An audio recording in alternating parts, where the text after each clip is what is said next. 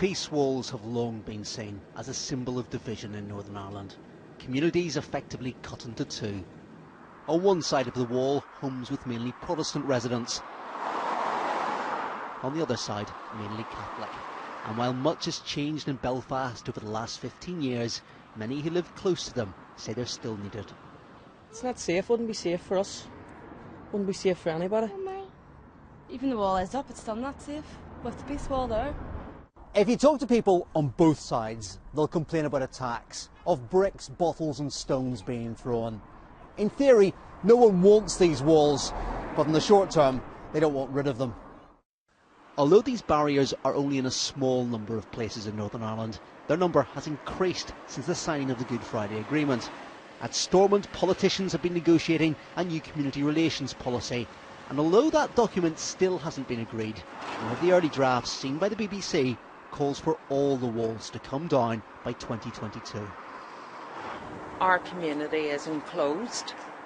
Tina Patrick is a community worker who lives beside gates which shut every night and open every morning.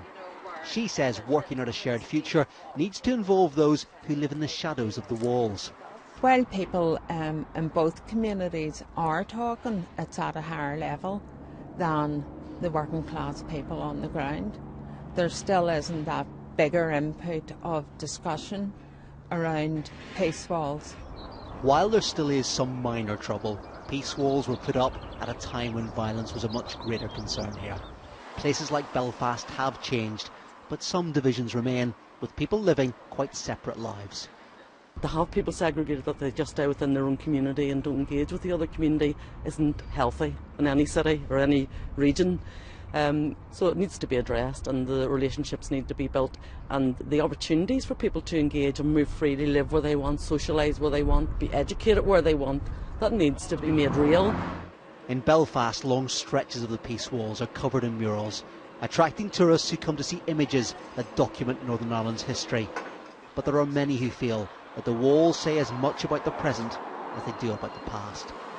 Chris Buckler, BBC News, Belfast.